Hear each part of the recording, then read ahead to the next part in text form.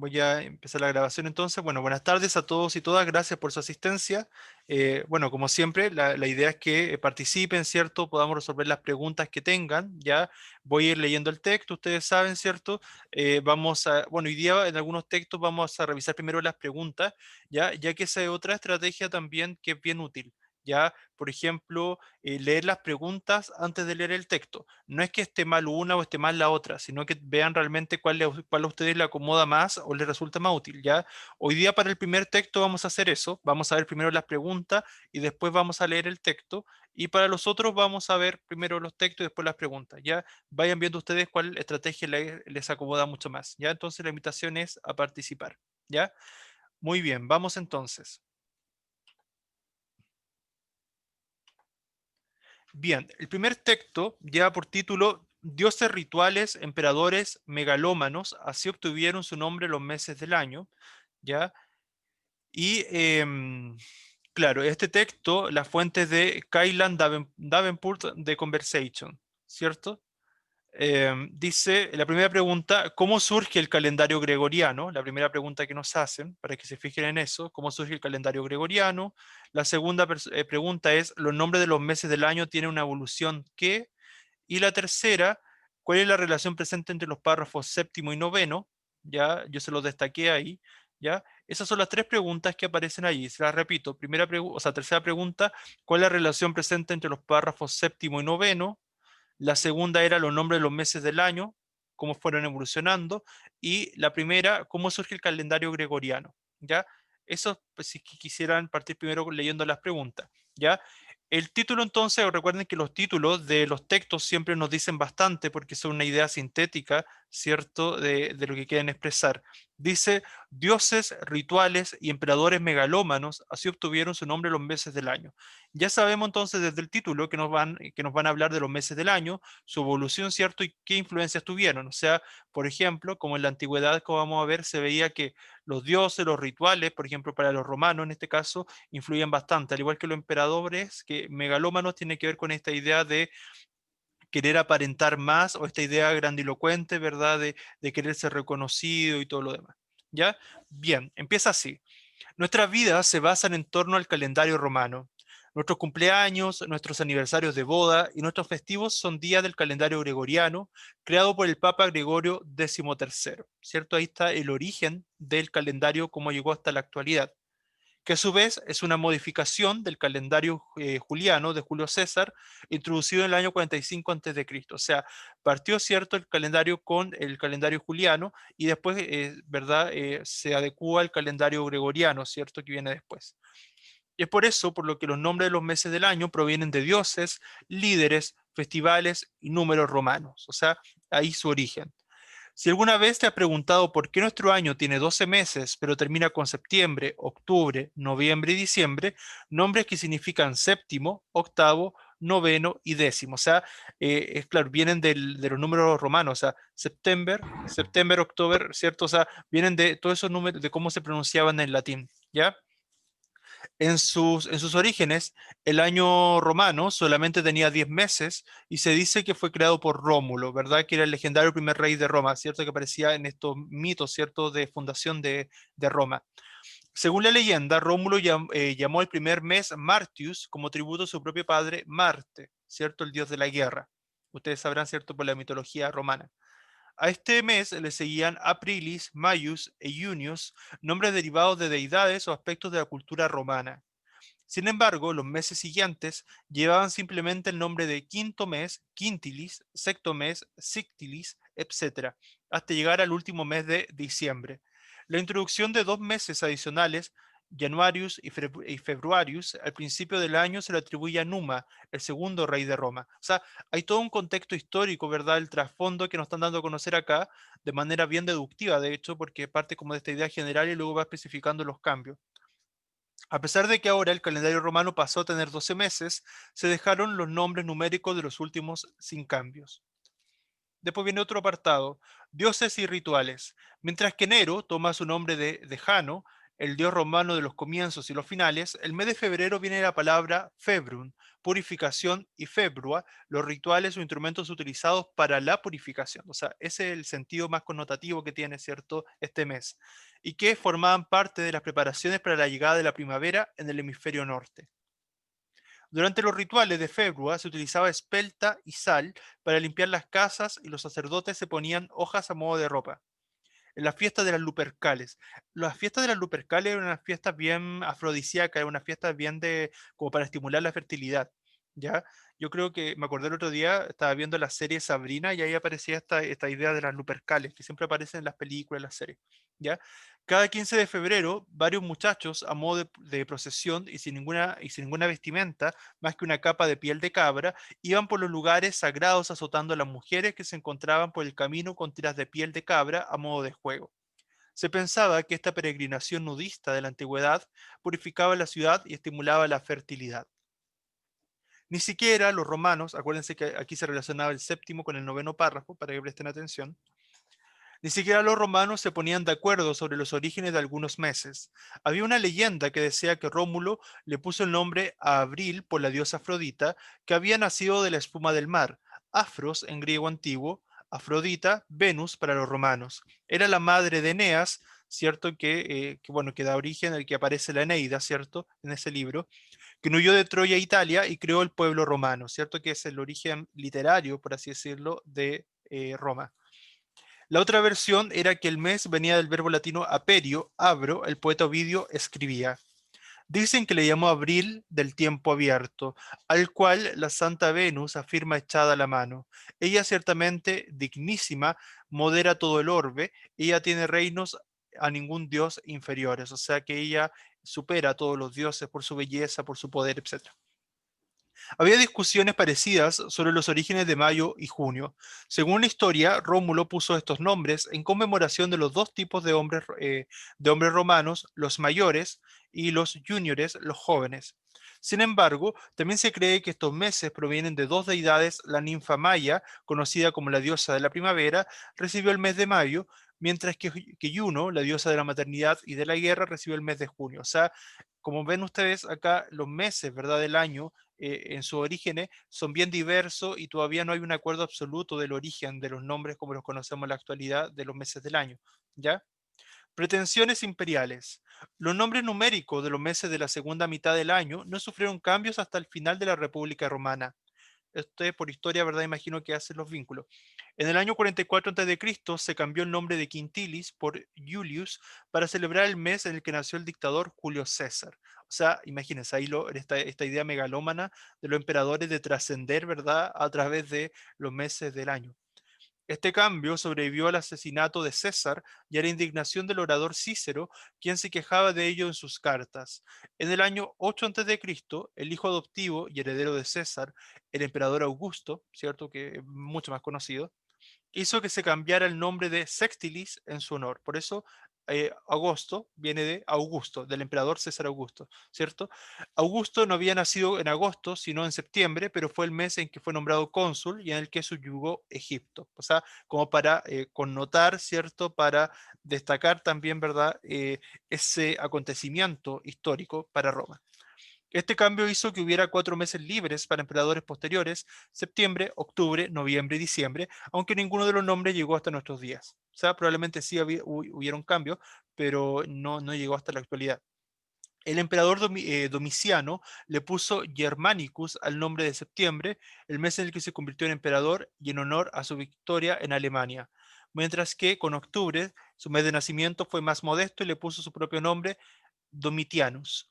Sin embargo, la arrogancia de Domiciano no es nada si la comparamos con la del megalómano Cómodo, quien cambió el nombre de todos los meses con sus títulos imperiales, entre los que se incluyen Amazonius, enero, and Herculius, octubre. O sea, todas estas formas que les decían, ¿cierto? Si estos nombres hubieran sobrevivido tras la muerte de Cómodo, ahora no tendríamos el problema de tener meses cuyo nombre numérico no tiene sentido, pero celebraríamos la Navidad el 25 de Exuperatorius, el vencedor supremo.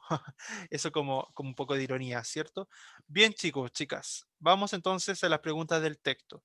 ¿Cómo surge Sí, po. cómo surge el calendario gregoriano? ¿Cuáles serán los orígenes del calendario gregoriano? Eso estaba en el primer párrafo y se los releo. Dice, nuestras vidas se basan en torno al calendario romano, nuestros cumpleaños, nuestros aniversarios de boda y nuestros festivos son días del calendario gregoriano, creado por el Papa Gregorio XIII, que a su vez es una modificación del calendario juliano de Julio César, introducido en el 45 a.C.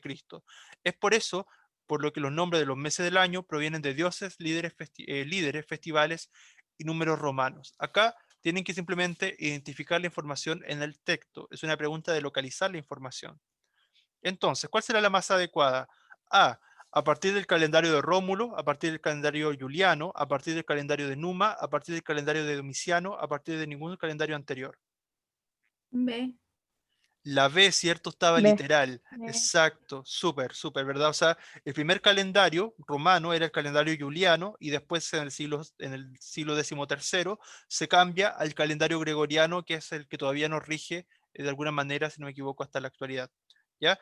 Dos, los nombres de los meses del año tienen una evolución que A. Incorpora las personalidades más distintivas de la antigüedad. B. Hace referencia netamente al panteón romano. C. Incorpora elementos conmemorativos de la cultura latina. D. Prefiere en todos los casos los acontecimientos bélicos. Deja de lado las personalidades que intentaron agregar dos o más cambios. Acá tienen que ver en el fondo que de alguna manera cuáles eran los elementos que influían, ¿verdad?, en los nombres de los meses del año para los romanos. ¿Cuáles eran acá? La correcta. La A.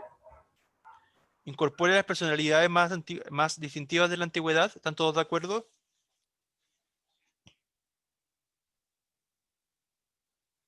Tienen que siempre fijarse lo más general en aquello, porque si vemos incorporaba solamente las personalidades más distintivas de la antigüedad, solamente incorporaban a los nombres de las personalidades. La ¿Cómo? C igual nunca más. La C.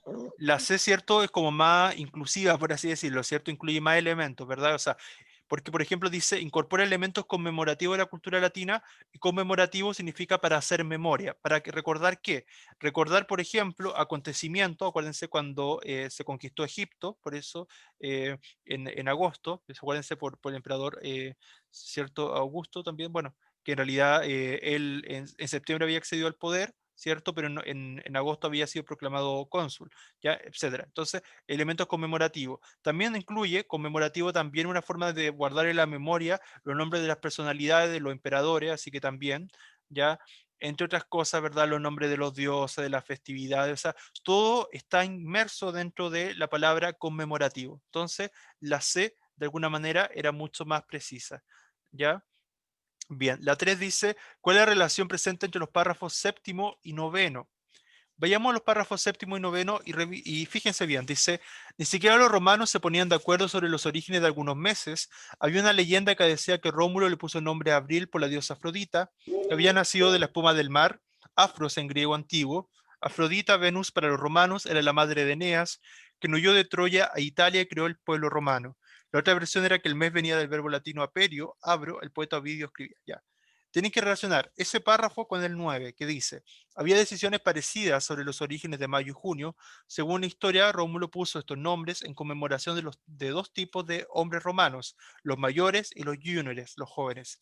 Sin embargo, también se cree que estos meses provienen de dos deidades. La ninfa Maya, conocida como la diosa de la primavera, recibió el mes de mayo, mientras que Juno, la diosa de la maternidad y de la guerra, recibió el mes de junio. ¿Qué tienen en común o cómo se relaciona entonces el séptimo con el noveno párrafo? Vayamos a la pregunta entonces. Nos dice, nos dice lo siguiente. A. El primero introduce un hecho particular y que será profundizado en el segundo. B. El primero introduce el antecedente temporal del segundo. C. El primero introduce una tesis que será confirmada en el segundo. D. El primero presenta un hecho particular y el segundo introduce una situación semejante para respaldar la generalidad del hecho introducido en el párrafo anterior. O la E. El primero introduce una tesis que será refutada en el segundo.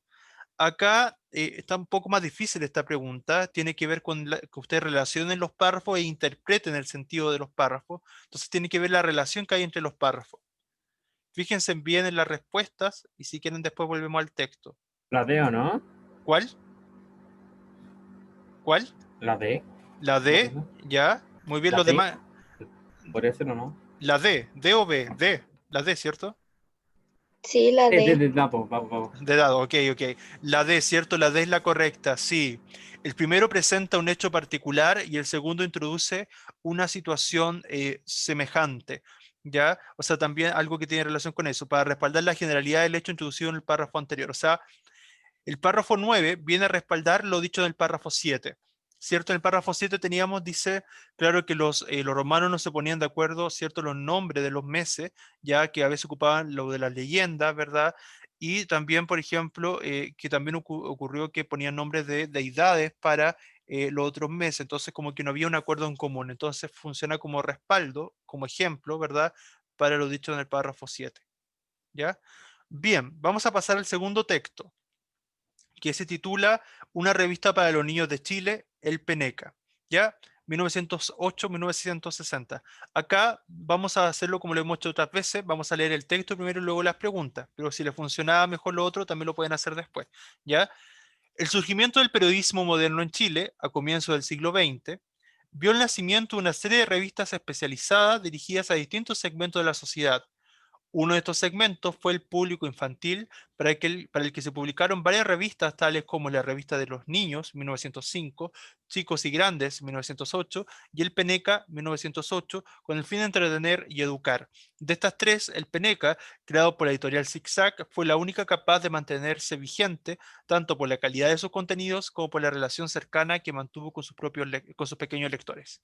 Si se fijan, si lo tuviéramos que haber puesto como el plan de redacción que se evaluaba hasta el año pasado en la PSU, hubiese sido un plan deductivo. ¿Por qué? Porque parte de la idea general y luego la va especificando, ¿cierto? Parte de esta idea general de hablar del periodismo moderno en Chile, ¿cierto? Lo contextualiza en el siglo XX, habla de tres revistas especializadas que dan inicio, ¿verdad?, a este periodo, y después especifica la información en una de ellas, ¿cierto?, que es el Peneca de la editorial Zigzag. Entonces, desde ese punto de vista, este texto es de carácter deductivo, ¿ya? De la idea general a la particular. Los primeros 3 años del Peneca, bajo la dirección de Enrique Blanchard, Chessy, se caracterizaron por tener pequeños artículos sobre diversos temas de interés general y una gran cantidad de colaboraciones de lectores, o sea, de los niños que colaboraban, ¿cierto? O sea, de colaboraciones de lectores, claro, de los mismos niños que leían esta revista. Esto último marcó uno de los atractivos más importantes de la revista, la capacidad de integrar a su público en la creación de la misma. O sea, qué interesante, igual que niños también aportaran, ¿verdad?, qué querían escuchar o qué querían leer. Sin embargo, durante el año 1911, la revista disminuyó notablemente su circulación, dada la baja calidad de sus contribuciones literarias. Este problema llevó a la primera renovación de la revista bajo la pluma de Emilio Weiss, quien estableció un criterio de calidad para los contenidos de la publicación de cuentos e historietas extranjeras y la sección de pasatiempos que causó furor entre los lectores de la época. Después de 10 años y pasando Chile por una serie de cambios políticos y una crisis económica, la revista acusó los efectos de estas coyunturas, o sea, de ese contexto histórico, social y político. La baja calidad del papel, un formato en blanco y negro, y la poca innovación de contenidos produjeron un descenso en el tiraje hacia el año 1921. O sea, que tuvo mucho éxito a principios del siglo XX, pero llegada la década del 20, empezó a disminuir cierto su calidad y por lo mismo también de alguna manera, esto repercutió en su tiraje, ¿verdad? En la cantidad que se compraba ante esta historieta. En este contexto, se hizo cargo de la revista una destacada intelectual liberal de la época, Elvira Santa Cruz, Roxanne, con su seudónimo, ¿cierto?, que le dio un nuevo rostro e introdujo un cambio radical en los contenidos, respondiendo a las demandas de sus lectores. Para Roxanne, El Peneca era una revista para todos los niños de Chile, tanto para los ricos como para los pobres, por lo que debe ser barata a fin de que no quede cerebro infantil sin esa luz. O sea, ahí se deja ver o entrever el carácter liberal, ¿cierto?, de este intelectual que de alguna manera pensaba en la igualdad, ¿cierto?, de las clases, o sea, no que no existiera tanta o que no existiera diferencias de clase, por lo menos en el acceso a este tipo de revista, que claro, que para mediados del siglo XX o inclusive en la primera parte del siglo XX, obviamente en Chile eso era un cambio radical de mentalidad. Este periodo se caracterizó por bellas e innovadoras portadas, entre las cuales se destacaron las del ilustrador Coré, las historietas cómicas, seriales como Quintín el Aventurero y cuentos que semana a semana enganchaban al lector. A lo mejor alguno de su abuelo, a lo mejor escuchó de esa revista, por si algún día quieren conversar con ellos sobre ese tema. En todo Chile se observó el impacto de la revista, se crearon clubes literarios y deportivos, además de concursos y eventos de gran concurrencia. En 1940, el Peneca logró tener un tiraje de 180.000 ejemplares, imagínense eso en Chile para esa época era bastante, y años después llegó a circular en otros países latinoamericanos como Perú y Venezuela. La edad de oro del Peneca llegó a su fin con la importación de historietas norteamericanas, ¿cierto? Que empezaron a llegar a la revista extranjera, a mediados de la década del 50. Aún así, marcó varias generaciones cuya infancia giró en torno a la llegada del día sábado para comprar aquella revista que las hizo ser protagonistas en un mundo de adultos sin negar su identidad de niños, ¿cierto? Y ahí cierra este texto. Ya, una revista para los niños, el Peneca 1908-1960, que fue más o menos cierto el periodo de circulación de esta revista, y por eso les comentaba que a lo mejor alguno de sus abuelos o abuelas la leyó cuando era niño o niña. ¿Ya? Que sería interesante que lo vieran, lo conversaran. Bien, respecto a la pregunta 4, dice, el descenso del tiraje de la revista, el Peneca se debió ¿a qué factores contribuyeron a que este tiraje disminuyera? A. Las nuevas exigencias del público lector. B. Los cambios políticos y la crisis económica. C. La mala gestión de don Enrique Blanchard Chessy. D. El constante cambio de directores ejecutivos de la revista. O la E. Los criterios de calidad establecidos por algunos directores de la revista. ¿Cuál será ahí la La correcta? B. La B le hice como La B. textual, ¿o no? Exacto, estaba textual, ¿verdad? Estaba textual esa respuesta. Y claro, lo dice en el párrafo 4. Dice, después de 10 años y pasando Chile por una serie de cambios políticos y una crisis económica, la revista acusó los efectos de estas coyunturas, o sea, de este contexto cultural, histórico, político, social. La baja calidad del papel, un formato en blanco y negro, y la poca innovación de contenidos produjeron un descenso en el tiraje hacia el año 1900. O sea, ahí está claramente identificado el descenso y el porqué que era este contexto que había acá en Chile. Así que la B es la correcta para la 4, súper bien. La 5. ¿Cuál de los siguientes enunciados sintetiza el contenido del cuarto párrafo que le acabo de leer? Sintetizar, acuérdense que es tomar las ideas centrales o más importantes del texto. A. Los cambios sociales y económicos afectaron la venta de la revista El Peneca.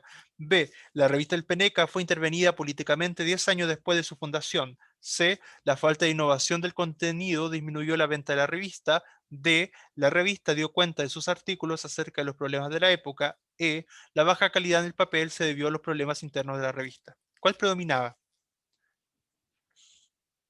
Ustedes me lo dijeron recién. ¿Cuál era? La. La A, ¿cierto? Los cambios sociales, es exacto, la A, ¿cierto? Los cambios sociales y económicos afectaron la venta de la revista El Peneca, que lo vimos en realidad respondido de otra forma a la pregunta anterior, ¿ya? La 6 dice, en relación con el texto, el primer párrafo cumple la función de... Yo igual le anticipé un poco cuando le hablaba de esta estructura deductiva, pero fíjense ustedes, dice, te lo releo.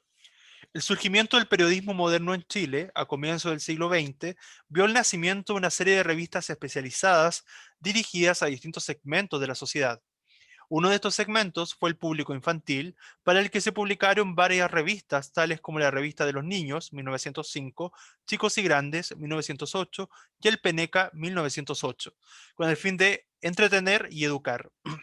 De estas tres, el Peneca, creada por la editorial Zig-Zag, fue la única capaz de mantenerse vigente, tanto por la calidad de sus contenidos como por la relación cercana que mantuvo con sus pequeños lectores, que eran todas estas contribuciones que los niños hacían. ¿Ya? Bien, entonces, deme un segundo, estamos acá. Ya. En relación al primer párrafo, entonces, ¿qué función cumple el primer párrafo? Enunciar las primeras revistas creadas en la historia del periodismo nacional, destacar la importancia de la revista El Peneca en el nacimiento del periodismo nacional, contextualizar el nacimiento del Peneca como revista dirigida a un público infantil, demostrar la opinión según la cual el periodismo surge a partir de varias revistas infantiles, o la E, presentar la relación entre las primeras revistas infantiles y el quehacer periodístico. ¿Sí o no? ¿Ya? ¿Qué piensan los demás?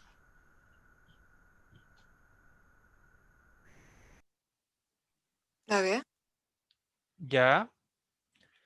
Ya, era la C, la B, no es que la B estuviera mal, pero si bien, a ver, después destaca el Peneca, pero en el primer párrafo dice, porque dice, destaca la importancia de la revista El Peneca o sea, en el primer párrafo no la destaca por sobre las demás revistas. En el primer párrafo simplemente, o sea, aquí tendríamos que fijarnos, ¿cierto? Simplemente nombra 3 revistas, ¿ya? Si bien, a ver, es que acá está como mal enumerado de alguna manera, porque hay un punto aparte, ¿ya? Porque habla después del punto aparte ya sería otro párrafo en realidad, ¿ya? Em, pero claro, sería solamente hasta donde dice con el fin de entretener y educar, ¿ya?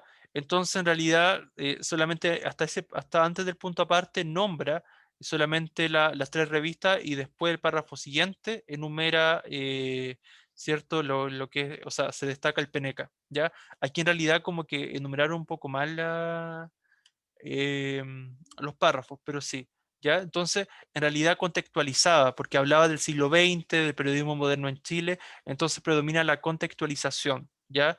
De cómo surgió este periodismo acá en Chile, ¿ya? Entonces, en ese caso, la C era la correcta, contextualizar el nacimiento del Peneca como revista dirigida a un público infantil, ¿ya? Em, claro, es que ahí también hay una asociación, bueno, después igual se relaciona con lo que viene, pero hay una asociación con esta idea de que el Peneca, claro, como igual decía la compañera, se destacaba, pero tenían que vincularlo con la idea central del párrafo, que era el contexto. Entonces, el contexto te contextualizaba primero y después te hablaba de las 3 revistas y después te hablaba del Peneca. Entonces tenían que mezclar el contexto con la revista que después iba a destacar, ¿ya? Entonces era como una mezcla de las dos, ¿ya? Entonces, por eso era la... Predominaba contextualización, ¿o no? Exacto, sí, predomina el Ah, contexto. Predomina el contexto, sí. Entonces, por ese lado era la C la correcta. ¿Ya? Si quieren, igual les comparto la justificación para aclarársela más. Dice, esta pregunta tiene por objetivo que los postulantes demuestren comprensión del texto, ¿ya? Por eso esta pregunta tiene que ver más bien con interpretar, que relacionar la información, pero además ser capaz de interpretarlo, que son un poco más difíciles que las preguntas donde uno encuentra textual la información, ¿ya? Entonces ustedes tenían que relacionar las distintas partes, las 2 primeras partes de ese párrafo, ¿cierto? En particular, ¿cierto? Porque adquiere un sentido, ¿verdad? Distinto. Entonces la estrategia que deben aplicar ahí es de relacionar e interpretar, ¿ya? Entonces ustedes deben relacionar la función que cumple la información, que era contextualizar, que era lo que predominaba, ¿ya? Y después cómo se iba ordenando esa información que iba, como les decía, deductivamente, de lo general a lo específico. Entonces se parte informando cómo era el periodismo en Chile, después especialmente en cierta revista orientada a ciertos segmentos que eran el público infantil, y finalmente después destaca, ¿verdad? ¿Cierto? Pero en un segundo lugar, ¿cierto? Se enfatiza en la revista del infantiles, ¿ya? Y por último destaca la publicación del Peneca, ¿ya? Y ahí solamente da algunas características, pero en síntesis se contextualiza el momento en que hizo su aparición la revista más importante dirigida al público infantil en Chile, el Peneca, o sea, que en el fondo sirve como para o sea, nos dan a conocer los antecedentes de cómo fueron surgiendo estas revistas en nuestro país. ¿Ya? Entonces, por eso el contexto predominaba por sobre lo demás. ¿Ya? Bien, y por último, pregunta 7 de este texto dice, en el sexto párrafo, ¿con qué finalidad se mencionan las revistas norteamericanas? En el sexto, ya se lo releo, dice el párrafo final. La edad de oro del Peneca llegó a su fin con la importación de historietas norteamericanas, ¿cierto? Que iban llegando a Chile, a mediados de la década del 50. Aún así marcó a varias generaciones, cuya infancia giró en torno a la llegada del día sábado para comprar aquella revista que las hizo ser protagonistas de un mundo de adultos sin negar su identidad de niños, ¿ya? Teniendo en cuenta ese párrafo, respondamos, dice... ¿Con qué finalidad se menciona las revistas norteamericanas? A. Demostrar que el público chileno tenía preferencia por las revistas extranjeras. B. Dar cuenta de que el periodismo moderno recibía influencia extranjera. C. Informar la causa por la cual la revista El Peneca decayó en su venta. D. Ejemplificar la importancia de las revistas en la educación de los niños. E. Informar acerca del daño producido por las revistas extranjeras a las chilenas. La C. Sí, cierto, la C, informar, porque este texto es más bien de carácter informativo, porque lo que más predomina es la entrega de información, ¿ya? Entonces, claro, nos informa sobre la causa por la cual la revista, ¿cierto? Porque se centra principalmente en la revista El Peneca, después a lo largo del texto, ¿ya? Y en un principio habló de cómo nació, cómo fue su florecimiento, cómo fue su auge, y cómo después iba decayendo por su calidad, hasta que finalmente decae ya con todo lo anterior sumado por la llegada de la revista extranjera hacia mediados de la década del 60, ¿ya? O sea, perdón, hacia mediados de la década del 50, ¿ya? Muy bien, eso en general. Bien, la pregunta 8. ¿Qué características hicieron que el Peneca se destacara por sobre otras revistas? ¿Qué lo destacaba en un comienzo? A. Dio inicio al periodismo moderno en Chile y se dirigió a un público infantil. B. Realizó cambios reiterados de sus editores e innovó frecuentemente su formato. C. Se dirigió a un público infantil y recibía colaboraciones de sus lectores. D. Aceptó trabajos de artistas extranjeros e invitó a sus lectores a formar parte de la revista. Y la E. Logró un tiraje regular de 180.000 ejemplares en países como Perú y Bolivia. La C. Esa, ¿cierto? Esa respuesta estaba literal, ¿cierto? Y se dirigió a un público infantil y recibía colaboraciones de sus lectores, ¿verdad? O sea, de los mismos niños, eso lo dice textualmente, ¿ya? Bien, eso está literal. La 9 es una pregunta de vocabulario, ¿ya? Del cuarto párrafo, la palabra coyuntura, se la voy a releer, ¿ya? Porque siempre tienen que verlo en su contexto. Después de 10 años y pasando Chile por una serie de cambios políticos y una crisis económica, la revista acusó los efectos de estas coyunturas, la baja calidad del papel, un formato en blanco y negro, y la poca innovación de contenidos produjeron un descenso en el tiraje hacia el año 1921. ¿Ya? Entonces la revista acusó los efectos de estas coyunturas. ¿Cuál será el significado más adecuado para la palabra coyuntura en ese contexto? A. Circunstancias, ya que los cambios políticos y la crisis económica del momento afectaron la venta de la revista. B. Emergencias, ya que los cambios políticos y la crisis económica del momento hicieron que la revista estuviera en peligro de desaparecer. C. Dificultades, ya que los cambios políticos y la crisis económica del momento impidieron que la revista vendiera más ejemplares. D. Confluencias, ya que los cambios políticos y la crisis económica del momento se reunieron para que disminuyera la venta de la revista. O la E. Incidencias, ya que los cambios políticos y la crisis económica del momento ocasionaron que bajara la cantidad de la revista impresa. ¿La E o no? ¿Ya? La E, yo creo. ¿La E? ¿Todos están de La acuerdo? E. ¿Están todos de acuerdo? La E. Ya. No, no era la E, era la A, circunstancia. Ya, vean la diferencia. Circunstancia no es lo mismo que incidencia. Fíjense en incidencia. Incidencia dice, ya que los cambios políticos y la crisis económica del momento ocasionaron que bajara la cantidad de revistas impresas, y circunstancia, la A dice, ya que los cambios políticos y la crisis económica del momento afectaron la venta de la revista. A ver, circunstancia, a ver, es que a ver, el caso de la circunstancia abarca más tiempo. A ver, es que es muy sutil la diferencia. Incidencia solamente ocurre en un momento dado, es como algo como menor, o sea, como que un incidente es como algo que no transcurre por mucho tiempo. Ya por eso dice, ya que los cambios políticos y la crisis económica del momento, o sea, fue como algo del momento, del instante, o sea, que fue como un día, un par de días, ¿ya? En cambio, la circunstancia alude a una mayor cantidad de tiempo, ¿ya? Esa es la principal diferencia entre incidencia y circunstancia, ¿ya? Entonces, como esta crisis, fíjense bien en el cuarto párrafo, ¿ya? Esa crisis no duró un par de días nomás. Dice, después de 10 años y pasando Chile por una serie de cambios políticos y una crisis económica, ¿verdad? La revista acusó los efectos de estas coyunturas. O sea, fueron 10 años de cambios políticos, sociales, crisis económica, etcétera. O sea, no fue un momento, no fue un determinado momento, un día, un mes, una semana. Fueron 10 años, y que esos 10 años tiene que ver más bien con la circunstancia. Si hubiese sido un incidente, hubiese sido algo puntual de un par de meses, de un par de semanas, ya, pero duró 10 años los acontecimientos políticos, sociales y económicos los que se refieren acá. Entonces, por eso era circunstancia. ¿Se entiende la diferencia? ¿Sí? ¿Se entendió? Pero, profe, lo que pasa es que dice de que afectó la calidad directamente, ahí también tiene una falacia en la circunstancia. Lo que afectó fue la calidad, lo cual hizo que afectara el tiraje, que el tiraje es la producción de la misma revista, no las ventas directamente. Pero ¿dónde sale eso según usted? En el mismo Ah, párrafo dice de que afectó la calidad y el blanco y negro y todo eso afectó el tiraje, no a las ventas. a ver, vayamos al párrafo 4. Claro, la baja calidad del papel, un formato en blanco y negro. Claro, es que ahí en el fondo, pero miren, no es una falacia. ¿Por qué no es una falacia? Dice que no es que A ver, no es que las ventas hayan afectado la baja calidad del papel, el formato blanco y negro, sino que es al revés, que la baja calidad del papel, o sea, sumado a la coyuntura política, social, económica de estos 10 años, ¿verdad? Además, sumado a eso, la baja calidad del papel, el formato en blanco y negro y la poca innovación de contenido, todo ello sumado a la coyuntura cierto, de estas crisis, ¿verdad? Afectaron el tiraje, ¿ya? Y la pregunta decía, o sea, la respuesta sale en caso de incidencia, ya que los cambios políticos y la crisis económica del momento ocasionaron que bajara ya. Claro, claro, ahí es mucho más amplio, ¿ya? Y en las circunstancias dice ya que los cambios políticos y la crisis económica del momento afectaron la venta de la revista. O sea, pero ¿por qué? Todavía no entiendo por qué lo veía como una falacia.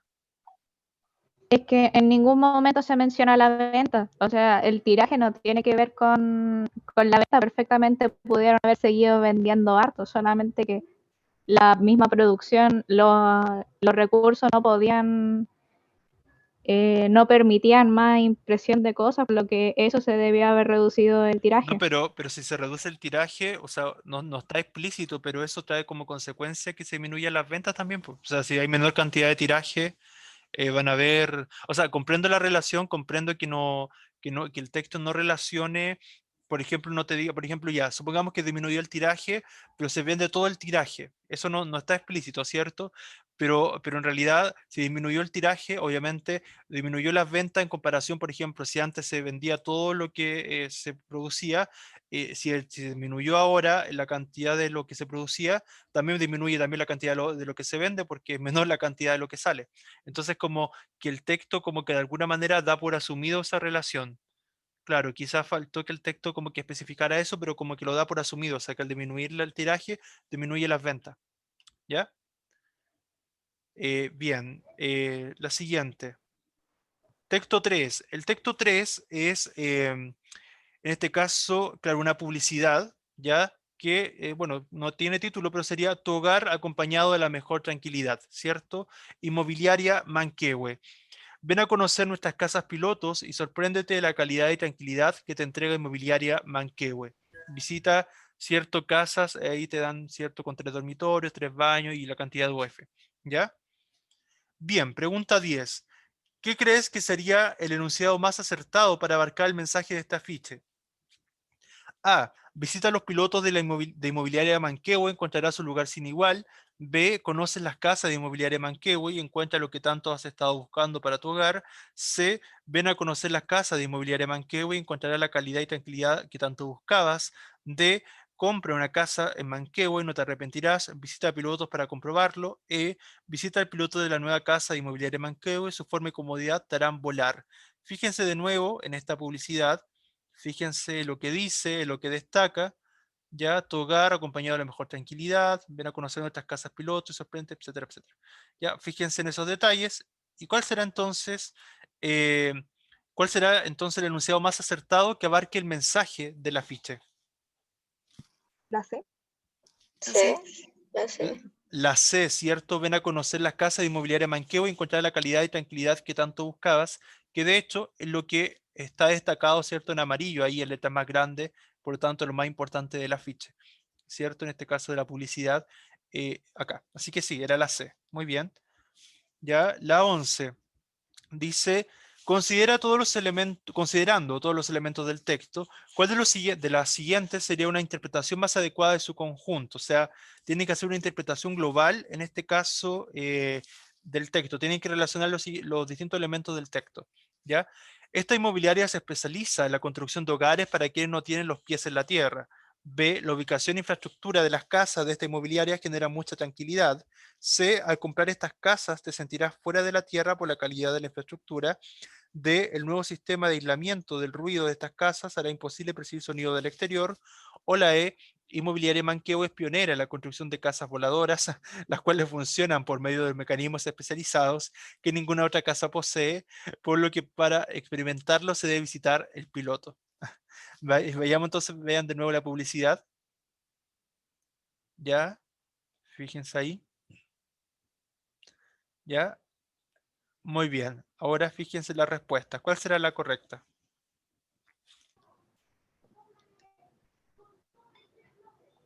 La B. A ver, La B, ¿cierto? La La B. ubicación, exacto. Muy bien. La ubicación, y por eso lo hace como esta idea de casas voladoras también, pero es porque, claro, la ubicación e infraestructura de las casas, esta inmobiliaria genera mucha tranquilidad también, o sea, hay una relación ahí también.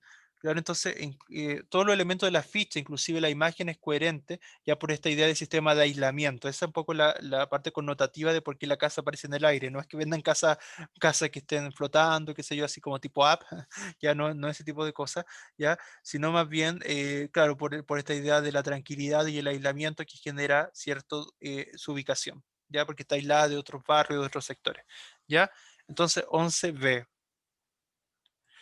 Texto 4, esta infografía de un kiosco saludable, ya dice requerimientos a los locales. Con la ley de etiquetado de alimentos, los kioscos de colegios, bueno, piensa en la realidad que se vivió en el católico, ¿ya? Los kioscos de colegios no podrán vender productos con exceso de sal, azúcar, calorías o grasas saturadas. Por eso, Salud creó una guía que facilita la conversión de los recintos o kioscos saludables. Kiosco saludable. Sale ensalada de frutas frescas, yogur descremado sin azúcar, sándwich con palta, tomate, lechuga, pollo eh, fresco, ¿ya? Jugo helado y batido de fruta natural, ensaladas, platos preparados, como platos caseros, como guisos, tortillas, sopas, etcétera. Entonces, estos son algunos de los productos que se podrían vender, ¿cierto? Que son provenientes de comercio autorizado. Entonces, esta variedad de productos que deberían generarse para generar este cambio a una alimentación más saludable si los kioscos quieren seguir funcionando. Tipo de infraestructura autorizada. Hay tres tipos. Tipo A, sin conexión a agua potable y alcantarillado.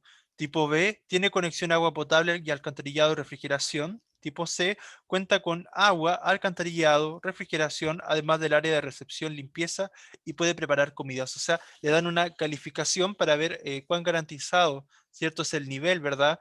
De la calidad, ¿verdad? Del servicio. Ya, obviamente hay que aspirar al tipo C y obviamente también por eso también son evaluados los establecimientos educativos en la actualidad. Bien, ¿cuál es el sentido del término recintos en el contexto de la infografía? Locales, espacios, negocios, lugares, almacenes. Dice locales porque el cambio a kiosco saludable se fundamenta solo en la infraestructura de los establecimientos. B, espacios porque la aplicación de la ley de etiquetado se aplica a cualquier recinto, cualquiera sea el giro comercial de este. C, negocios porque la normativa se aplica a locales establecidos cuyo fin sea comercial al interior de los establecimientos educacionales. De lugares, porque los kioscos saludables o no son espacios físicos de comercialización de alimentos que deben cumplir las normativas. Almacenes, porque las mercaderías que se comercializan en este tipo de recinto deben estar almacenadas adecuadamente para cumplir la normativa. Entonces, ¿con cuál se adecua mejor la palabra recintos acá? La C. ¿Ya? ¿Están todos de acuerdo? ¿Sí? Si era la C. Negocios, porque la normativa se aplica a locales establecidos, ¿verdad? Claro, que estén establecidos ya, cuyo fin sea comercial, ¿verdad? O sea, de venta de producto al interior de los establecimientos educacionales, ¿cierto? Esa era la idea, ¿verdad? De hablar de esto cuando se dice, por eso Salud creó una guía que facilita la conversión de los recintos a kioscos saludables, o sea, de estos lugares establecidos dentro de los espacios educativos donde se comercializan productos. Muy bien. Infografía 5. Uy, aquí con suerte se puede ver esto, no creo que podamos leer mucho, pero dice la langosta del desierto. A ver si puedo ampliar un poco. Ya, ahí sí algo se ve un poco más claro. La langosta del desierto, una de las plagas más antiguas del mundo, ¿cierto? Ah, pero aquí hay que leerlo, está como, claro, está como un poco numerado. Dice, la langosta del desierto es un saltamontes, pero mucho más devastador. Esta infografía es principalmente de carácter informativo, ¿cierto? Acuérdense que también hay alguna de carácter argumentativo, ya que también es una de las que hay, de las dos opciones. Ya, la langosta del desierto es un saltamontes, pero mucho más devastador que las especies comunes.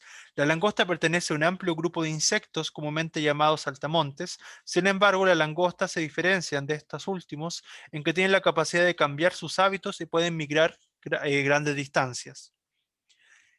Los enjambres de langosta del desierto son vastos y cubren grandes áreas, son extensos, ¿cierto?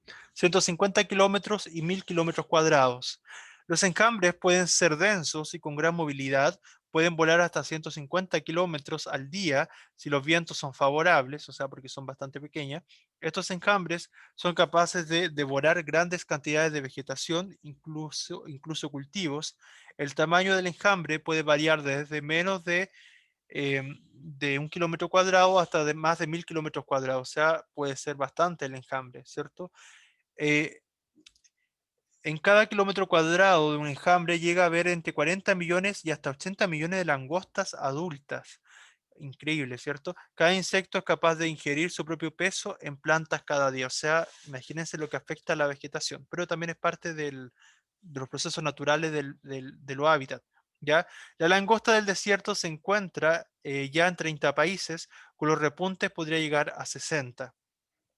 Durante los periodos de calma, conocidos como recesiones, las langostas del desierto suelen limitarse a los desiertos semiáridos y áridos, partes de África, el cercano oriente y el sudeste asiático que reciben menos de 200 milímetros de lluvia al año. Se trata de una zona de unos 16 millones de kilómetros cuadrados que comprende unos 30 países. Sin embargo, durante la época de plagas, la langosta del desierto puede extenderse por una vasta superficie de unos 29 millones de metros cuadrados, de kilómetros cuadrados, que abarca unos 60 países. O sea, es bastante amplia, ¿cierto? Lo que abarca.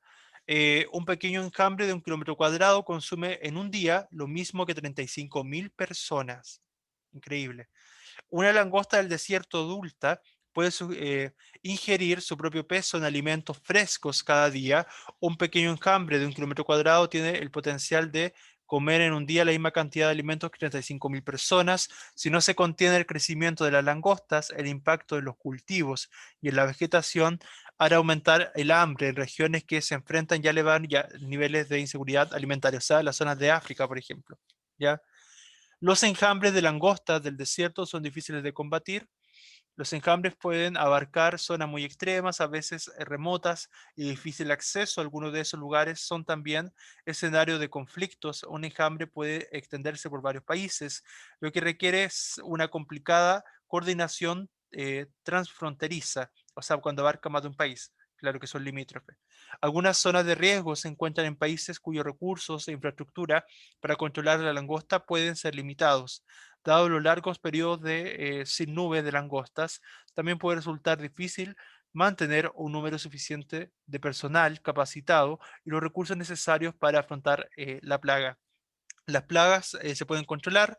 Cuando un enjambre se convierte en una amenaza importante, la FAO activa su centro de emergencia para plagas transfronterizas de las plantas, que proporciona a los países asesoramiento técnico, recauda fondos y moviliza el apoyo de expertos y suministros para los países afectados, prestando asistencia para coordinar las campañas de control.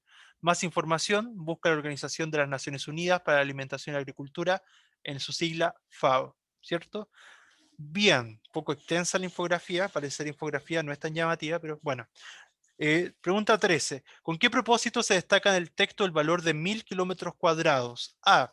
Relacionar la movilidad de los enjambres con el área que cubren.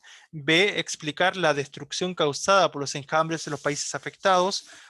C. Comparar el tamaño de los enjambres con el área de los territorios afectados. O la D. Resaltar uno de los indicadores más elevados relacionados con los enjambres. ¿Cuál será allí? ¿Por qué se destaca el valor de los 1000 metros cuadrados? Relacionar, explicar, comparar o resaltar. Fíjense los verbos. En este tipo de preguntas los verbos son clave. ¿Cuál será la correcta? ¿Cuál será la correcta allí?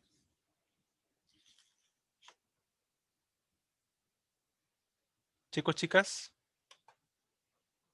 ¿Podría volver al texto? Sí, favor. ya, sí, el texto. Quiere que vuelva a la infografía. Ya, ok, denme un segundo. La C. Ya. Los 1000 metros cuadrados estaban, ya, ok. Están acá donde dice 2. Donde dice los enjambres de la langosta del desierto son vastos y cubren grandes áreas. 150 kilómetros y 1000 kilómetros cuadrados. Y ahí lo explica. El tamaño del enjambre puede variar desde menos de 1 kilómetro cuadrado hasta más de 1000 metros cuadrados, etcétera, etcétera. Ya, el compañero dijo la C, ¿los demás qué piensan?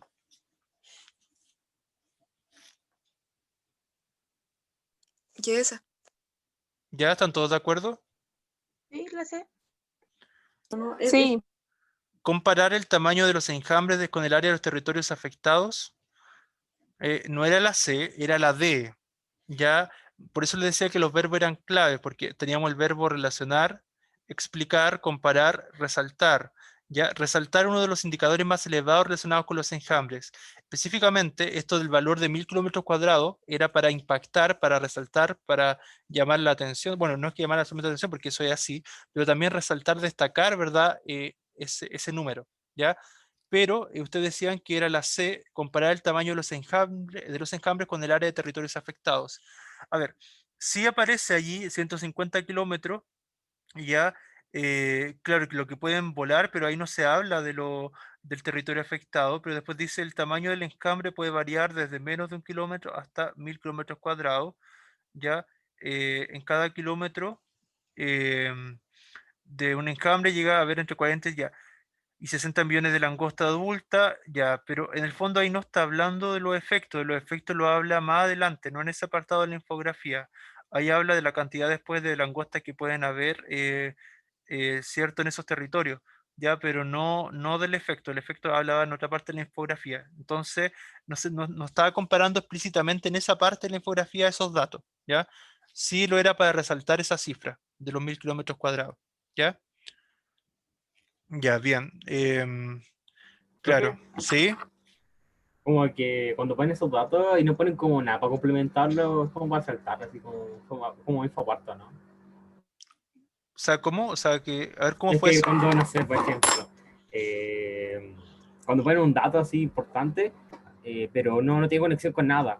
Entonces, normalmente es como se usa para saltar, para llamar la atención. Como Ah, que está claro. afectando de verdad, algo así. Claro, es una estrategia de la infografía. Como son muy Mm, visuales, lo hacen con la imagen o con las cifras.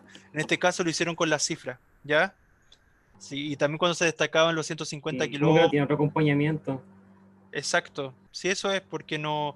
O sea, se podría haber dado si es que la información que ustedes me decían que se comparaba hubiese estado en el mismo párrafo. Ahí sí, o en la misma sección, ¿ya? Pero en este caso estaban en secciones distintas, así que no estaba comparando esos datos, ¿ya? Sino que era para resaltar esos 1000 kilómetros, ¿ya? La 14. Respecto del impacto causado por los enjambres de langostas, ¿qué información es pertinente agregar al texto para complementar su comprensión? ¿Ya? En estas preguntas es un poco más compleja porque ustedes tienen que evaluar el texto y reflexionar. Las preguntas de reflexión por lo general son más complejas, que son las más complejas de hecho, ¿ya? Tienen que reflexionar a partir del texto qué información se podría agregar, ¿verdad? Para complementar mejor y comprender mejor el texto, ¿ya? A, el número de ciudades afectadas en cada región. B, la cantidad total de alimentos destruidos en la época de plagas. C, el peso promedio de una langosta del desierto adulta. O la D, los nombres de algunos de los 60 países afectados. ¿Cuál de esas cuatro opciones les permite de alguna manera comprender mejor la información del texto?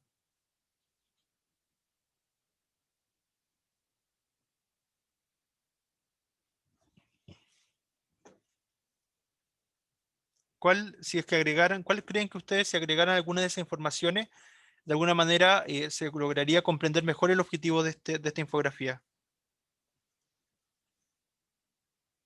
La B. ¿Ya? ¿Están todos de acuerdo?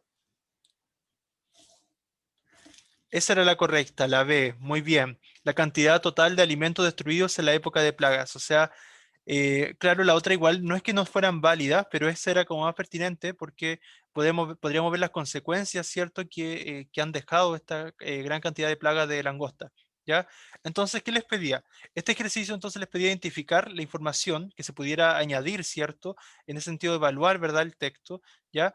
Em, Claro, entonces ustedes acá tenían que evaluar y reflexionar sobre el texto y dar un juicio de valor al respecto, ¿ya? Entonces, frente a la información que ya se presentaba, con la nueva información que se podría haber agregado, ¿ya? Y por eso tenían que tener claro cuál es la intención de esta infografía, Entonces ya sabíamos que era una infografía, sobre todo de entrega de información, que hablaba sobre el impacto de la langosta. Entonces, un dato que hubiese ampliado el impacto de la langosta de esta plaga hubiese sido la cantidad total de alimentos que fueron destruidos, ¿cierto?, en la época de las plagas. Entonces, eso era como lo más adecuado, ¿ya? Claro. Y en el caso, por ejemplo, del número de ciudades afectadas en cada región, si el texto incluye una tabla, por ejemplo, con ese número de ciudades, eh, tendría que haberse preguntado a ustedes, ¿realmente eso le ayudaba a comprender mejor la información del texto? Entonces, así era de alguna forma lo que ustedes iban evaluando, cuál era más acertada o no, ¿ya? Bien, la 15 dice, ¿qué se afirma en el texto en relación con los enjambres de langostas y los cultivos? Esa respuesta está literal, tienen que ir directamente a la infografía. A, que el tamaño de los enjambres depende de la extensión del cultivo. B, que los enjambres devoran exclusivamente los cultivos. C, que un enjambre come la misma cantidad de cultivos que 35.000 personas. O la D, que la langosta podrían afectar los cultivos hasta aumentar el hambre. ¿Volvemos a la infografía o lo recuerdan? ¿Recuerdan el dato? Parece que era la C, Sí, cierto, la C era la que estaba de literal. 45.000.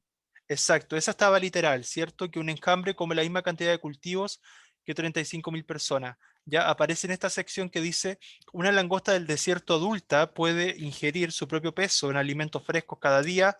Un pequeño enjambre de 1 kilómetro tiene el potencial de comer en un día la misma cantidad de alimentos que 35.000 personas.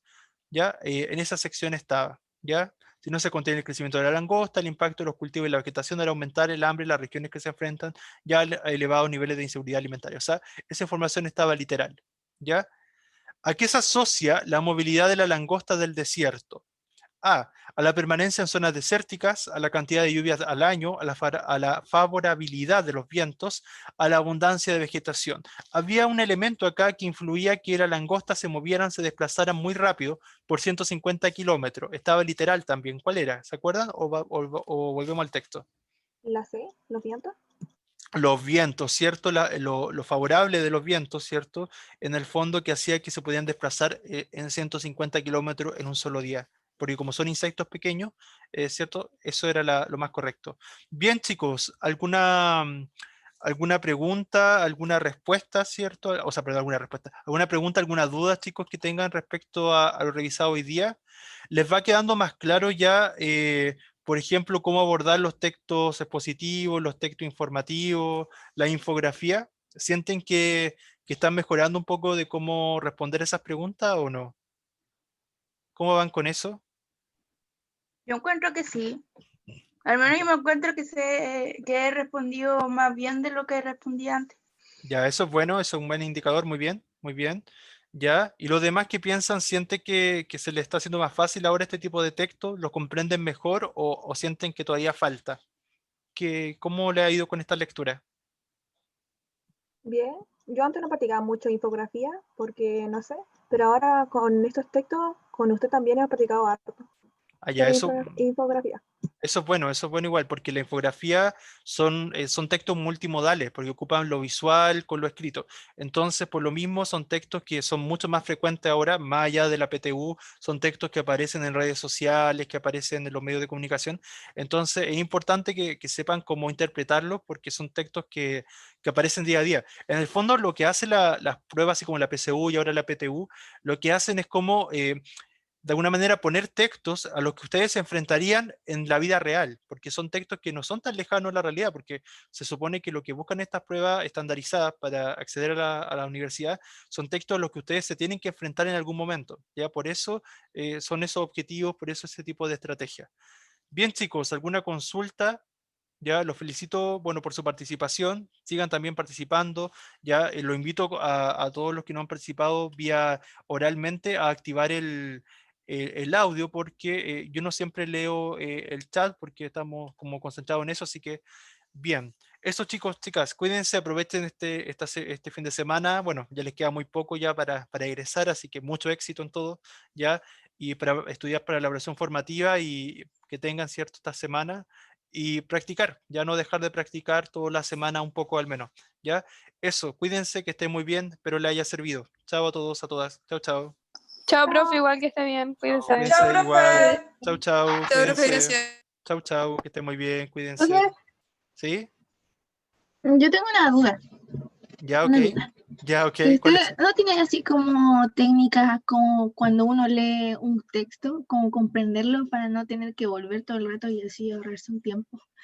Porque ahora en esto Em, como que yo le hubiera dicho así que vuelva siempre a los textos y las niñas respondían al tiro. Ah, ya. Sí, es que la idea en general es que ustedes no vuelvan tantas veces al texto porque en ese caso van a perder mucho tiempo, porque son pruebas Sí. que les mide el tiempo, ¿ya? Entonces sí, lo importante, a ver, es que sí, si hay estrategia y yo se las compartí, está en el Classroom de esta asignatura, está, y que ustedes pueden revisar. Allá. Están por secciones, están como por sección de técnica o estrategia de comprensión lectora, ¿ya? Pero, por ejemplo, Ya, ya. leer los títulos, porque los títulos siempre te dan pistas, te sintetizan la información más importante del texto. Ver, por ejemplo, si hay imágenes, por ejemplo, en la infografía. Ver Mm. también qué resalta, y si hay alguna frase que se destaque en el texto.